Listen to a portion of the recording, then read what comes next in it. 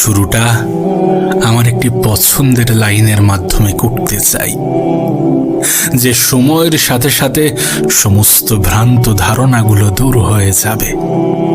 আজ যেটা তোমার কাছে খারাপ বলে মনে হচ্ছে, কাল সেটা ভালো মনে হবে।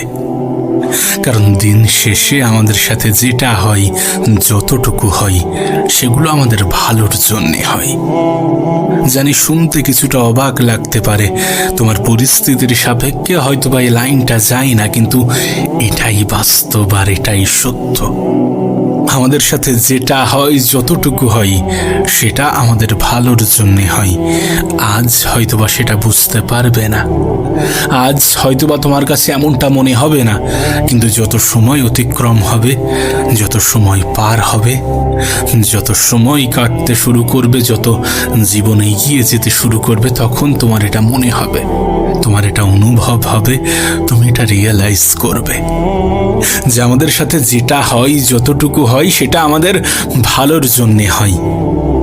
যেন আমি এই লাইনগুলোতে অনেক বেশি বিশ্বাস করি যে আমি বা আমরা সেই সকল জিনিসগুলো থেকেই বঞ্চিত হই যেগুলো আমাদের জন্য উপযুক্ত ছিল না, আর যেগুলো আমাদের জন্য উপযুক্ত সেগুলো থেকে কেউ আমাদেরকে বঞ্চিত করতে পারবে না। তোমার জন্য যেটা উপযুক্ত সেটা তোমার কাছেই থাকবে, সেটা তোমারই হবে। আর তোমার জন্য যেটা উপযুক্ত নয়, সেটা যে কোনো প্রকারে চলে যাবে, ছিনিয়ে যাবে, হারিয়ে যাবে। সকল জিনিসের প্রতি মায়া দেখিও না। এ পৃথিবীতে কোনো কিছুই চিরস্থায়ী নয়।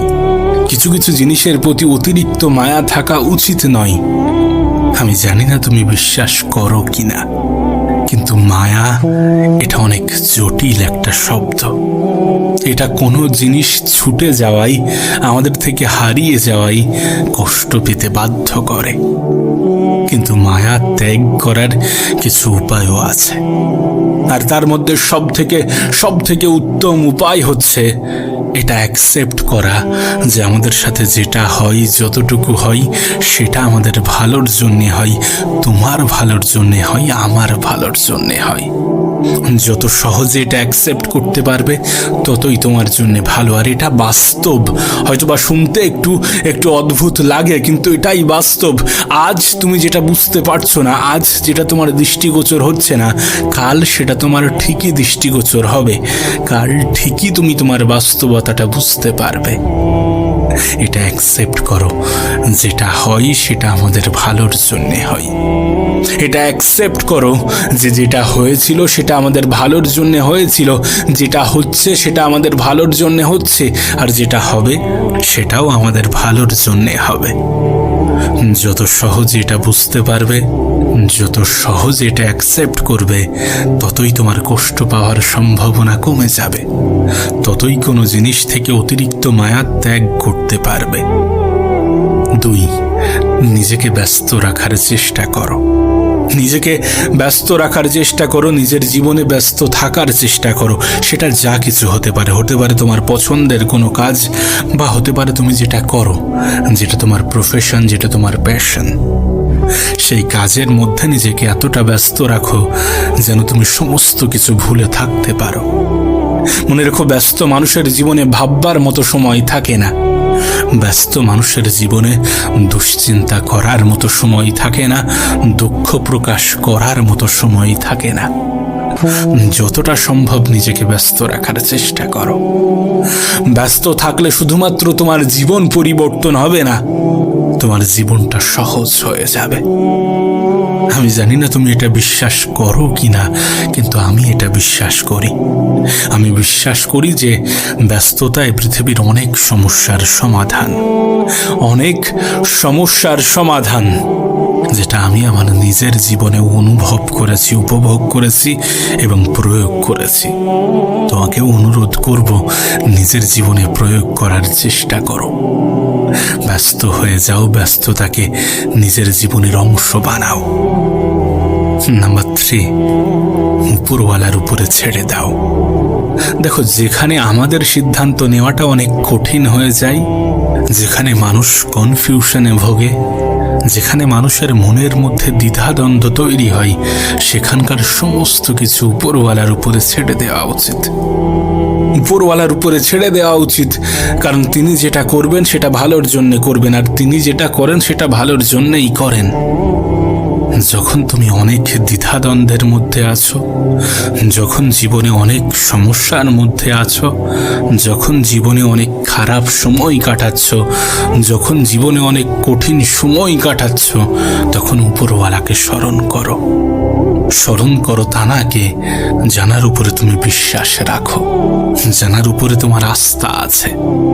তোমার আমার কাছে যে সকল সমস্যার সমাধান বার করাটা অনেক কঠিন, তানার কাছে সেটা কোনো বিষয়ই নয়। তানার সিদ্ধান্তের কাছে আমাদের সিদ্ধান্তটা তুচ্ছ। তাই যখন জীবনে অনেক বেশি দ্বিধাদ্বন্দ্বের মধ্যে থাকবে, যখন নিজের উপরে অনেক বেশি প্রশ্ন উঠে যাবে, যখন পরিস্থিতির উপরে অনেক বেশি প্রশ্ন উঠে যাবে, তখন তানাকে স্মরণ করো, তানার উপরে ছেড়ে দাও কিছু সিদ্ধান্ত, তানার উপরে ছেড়ে দাও।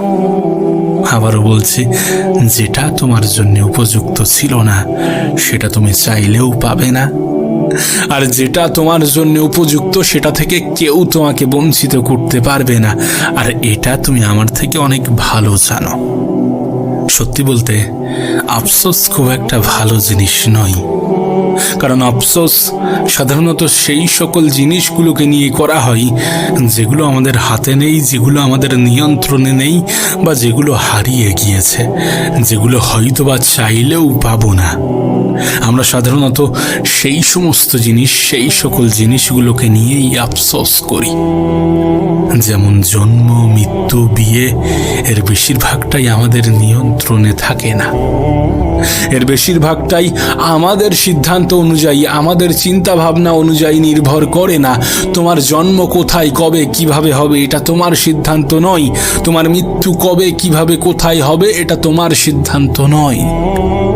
যদি মৃত্যু তোমার সিদ্ধান্ত হতো, তাহলে পৃথিবীর অনেক মানুষ হাজারো বছর, লাখ লাখ বছর বেঁচে থাকত। কারণ মৃত্যুকে কেউ আলিঙ্গন করতে চায় না, মৃত্যুকে কেউ ভালোবাসতে চায় না। সবাই বাঁচতে চাই, ভালোভাবে বাঁচতে চাই। আমাদের লড়াইটা তো এই জায়গায়। যদিও আমরা এটা জানি না যে আমরা কতটা ভালো আছি, আমরা এটা জানি না, তার কারণ আমরা সেই সকল মানুষের জায়গায় নিজেকে বসাই না যারা আমাদের থেকে খারাপ আছে। আমরা তো তাদেরকে নিয়েই ব্যস্ত যারা ভালো আছে। কারণ সোশ্যাল মিডিয়াতে মানুষ নিজের ভালো গুণটা, মানুষ নিজের ভালো দিকটাই প্রকাশ করে। তুমি তোমার প্রোফাইল পিকচারে যে ছবিটা দিয়ে থাকো, সেটা তোমার সব থেকে সুন্দর ছবিগুলোর মধ্যে একটি।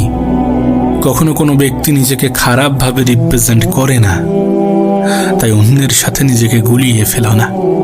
হ্যাঁ, হয়তোবা পরিস্থিতি খারাপ, হয়তোবা সময় খারাপ, কিন্তু সময় পরিবর্তনশীল।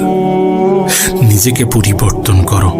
নিজেকে পরিবর্তন করলে তোমার দৃষ্টিভঙ্গি পরিবর্তন হবে, তোমার প্রতি মানুষের দৃষ্টিভঙ্গি পরিবর্তন হবে। হয়তোবা জীবন নিয়ে অভিযোগ কমে যাবে, হয়তোবা উপরওয়ালার প্রতি অভিযোগ কমে যাবে। দেখো, কারোর কাছে তুমি গুরুত্ব পাচ্ছ না বা কেউ তোমাকে গুরুত্ব দিচ্ছে না, তার মানে এটা নয় যে তুমি গুরুত্বহীন। তোমার কোনো মূল্য নেই, কোনো যোগ্যতা নেই। হতে পারে তুমি ভুল জায়গায় আছো। জীবনের অনেক পর্যায়ে এমনটা হয়ে থাকে। তুমি এটা আমার থেকে অনেক ভালো জানো যে সবাই সবকিছুর মূল্য বোঝে না, সবাই সবকিছুর গুরুত্ব বোঝে না। নিজেকে মূল্যহীন মনে করো না। হয়তোবা তুমি ভুল জায়গায় আছো, হয়তোবা তুমি ভুল স্থানে অবস্থান করছো। একটু প্রশ্ন করে নিও, কারণ আমি শুনেছি প্রত্যেকটা মানুষের মধ্যে ইউনিক কিছু আছে। আমি শুনেছি প্রত্যেকটা মানুষের চিন্তা ভাবনা ভিন্ন। কোনো স্থানে তোমার কদর নেই, তোমার মূল্য নেই, তার মানে এমনটা নয় যে গোটা পৃথিবীতে তোমার মূল্য নেই। আছে অনেক স্থানে তোমার মূল্যটা অনেক বেশি, তোমার যোগ্যতা অনেক বেশি, তোমার ক্ষমতা অনেক বেশি। নিজেকে ভুল স্থানে রেখে নিজের যোগ্যতার উপরে সন্দেহ করো না, নিজের যোগ্যতার উপরে প্রশ্ন তুলো না। তুমি ইউনিক, তুমি তোমার মতো, এটা ভুলে যেও না। কারোর জন্যে নিজেকে ততটা পরিবর্তন করো না যতটা পরিবর্তন করার পরে সে চলে গেলে নিজের যোগ্যতার উপরে প্রশ্ন উঠে যায়। আবারও বলছি, তুমি তোমার মতো, তুমি ইউনিক।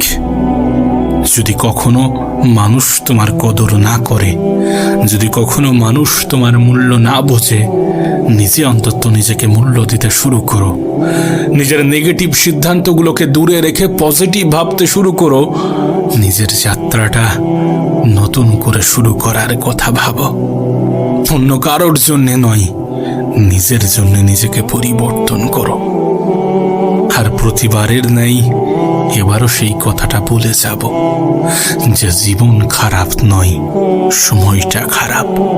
আর সময় পরিবর্তনশীল, পরিস্থিতি পরিবর্তনশীল। যেটা হয়তোবা তুমি বোঝার চেষ্টা করছো না, যেটা হয়তোবা তোমার দৃষ্টিগোচর হচ্ছে না। ভুলে যেও না, যেটা তোমার জন্য উপযুক্ত সেটা থেকে কেউ তোমাকে বঞ্চিত করতে পারবে না। আর যেটা তোমার জন্য উপযুক্ত নয়, সেটা হয়তোবা চাইলেও পাওয়া যাবে না। ভুলে যেও না যে পৃথিবীতে আমাদের জীবনে যেটা হয়, যতটুকু হয়, সেটা আমাদের ভালোর জন্যেই হয়।